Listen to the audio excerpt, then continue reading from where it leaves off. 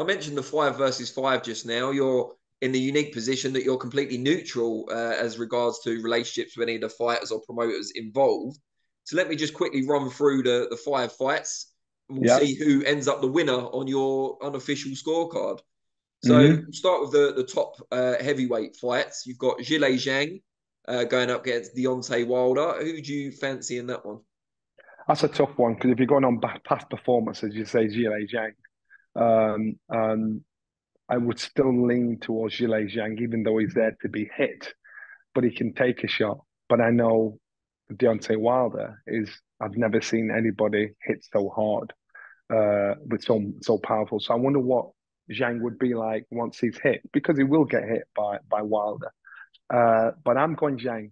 I think we've seen the best of of um, of Wilder, and or maybe it was just a bad night. But I think now we've seen the best of him. So I'm going Zhang. So That's if Zhang's with Frank, yeah. that's 1-0 to Frank. That's 1-0 to Frank. 1-0 to Frank. And also, Captain Wilder doesn't get his double points, unfortunately, for Eddie.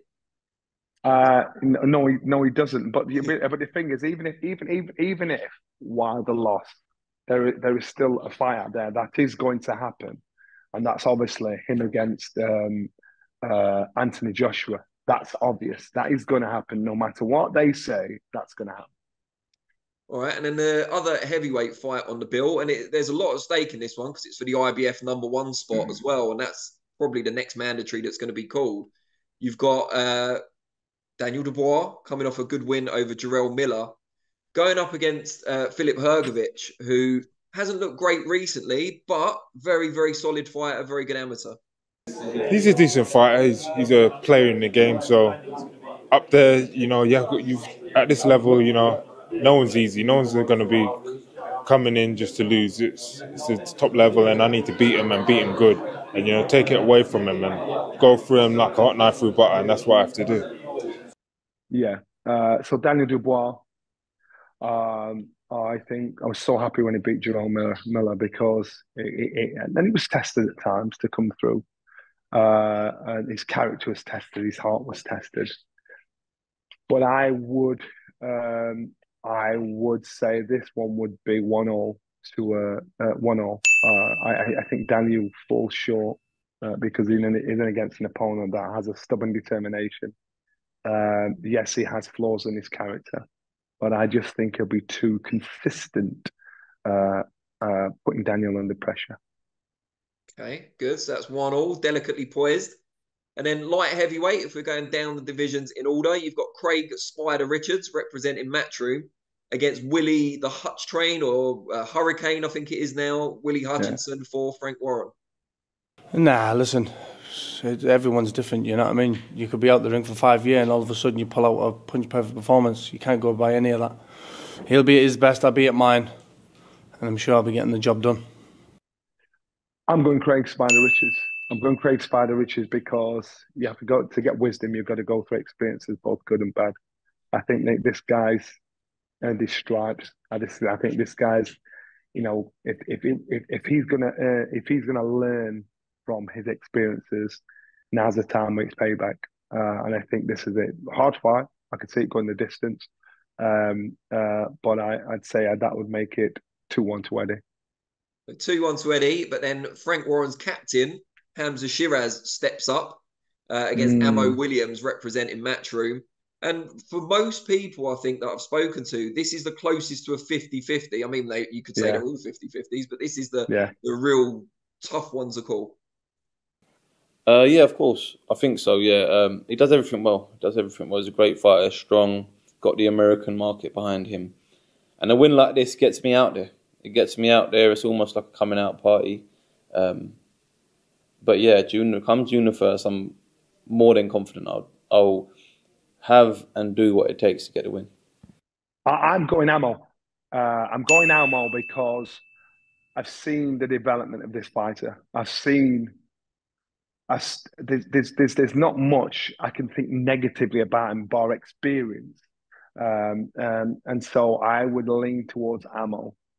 It's a good fight, a very good fight, and it's a definitely 50-50, so it can go either way. but I would lean towards Armo making it 3-1 to Eddie. Wow. So in an unassailable lead now as well. But we'll still ask you about the fourth one just to see what the final score would be on your unofficial card. Nick Ball, very unlucky not to already be a world champion after that draw with Ray Vargas. Going up against Ray Ford, representing Matchroom, who won his own world title in spectacular fashion while behind on the cards against Kolmatov. That seems like a exciting fighting prospect. I mean, well, they're two different fighters. Nick Ball is just gonna constantly pressure me, and because he has no other choice, he's only 5'2". He's got shorter arms. Otebek, it was a little more difficult because of his height. He had good feet work, good distance. So it's a little different. Be aggressive. Try to rough you up. Like I said, I like his mentality. I like how, he's willing to go to the trenches. So we'll see how that go. His team is going to, try to get in my head to make me fight the fight that they want me to fight, so it can suit him. So, we'll just wait and see. I might go in there and box. I might go in there and bang with him. I might do both. We never know. It all depends on, how I'm feeling the night of the fight.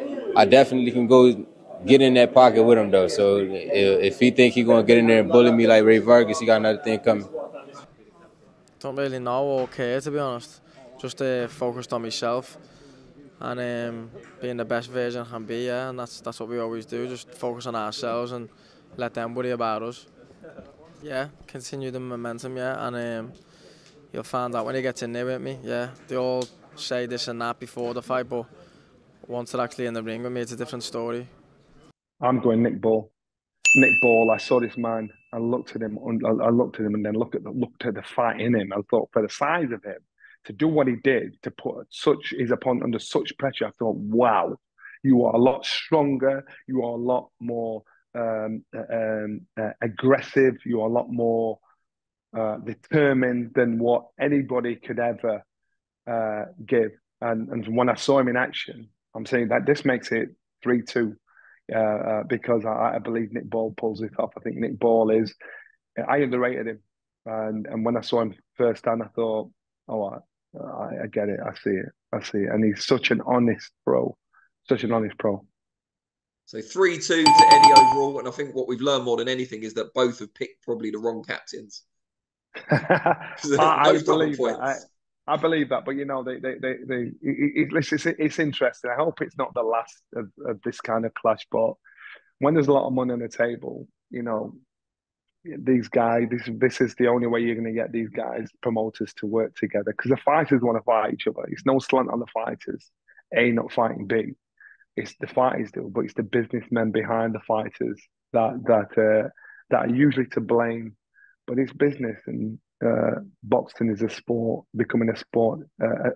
Boxing is becoming business disguised as a sport, and that's what it is.